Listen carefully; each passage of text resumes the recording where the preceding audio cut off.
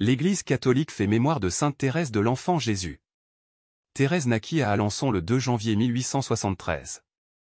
Entrée à 15 ans au Carmel de Lisieux, elle y meurt à 24 ans seulement, le 30 septembre 1897. Quel est l'essentiel de cette vie de la jeune sainte inattendue de la fin du XIXe siècle positiviste et désenchantée? En 10 ans à peine, sans rien faire d'extraordinaire autre que d'aimer Dieu, Thérèse est devenue l'une des plus grandes saintes des temps modernes. Quand on va en pèlerinage à Lisieux, et que l'on parle de la petite Thérèse et de sa petite voix, il ne faut pas se méprendre. Entrer et demeurer au Carmel, c'est prendre le rude chemin des béatitudes. Sous l'expression littéraire des œuvres de Thérèse, qui peut paraître dépassée aujourd'hui, on découvre une fille de son temps, une âme très forte avec un tempérament impétueux. Elle se livre héroïquement à l'imitation de Jésus-Christ.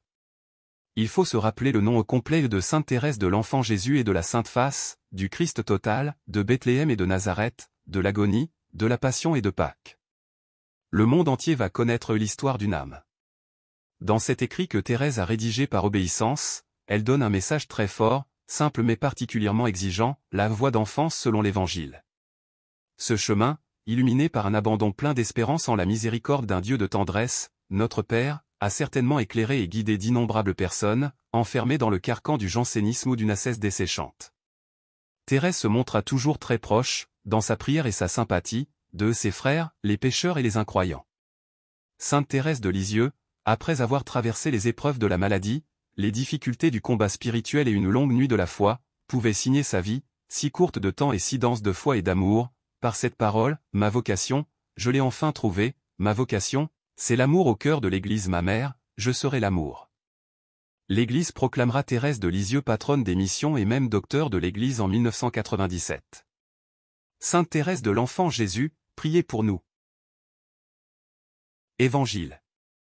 Je te suivrai partout où tu iras. Alléluia. Alléluia. J'ai tout perdu, je considère tout comme des ordures.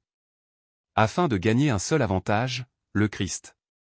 Et, en lui, d'être reconnu juste. Alléluia. Évangile de Jésus-Christ selon saint Luc. En ce temps-là, en cours de route, un homme dit à Jésus: Je te suivrai partout où tu iras. Jésus lui déclara: Les renards ont des terriers. Les oiseaux du ciel ont des nids. Mais le Fils de l'homme n'a pas d'endroit où reposer la tête. Il dit à un autre: Suis-moi.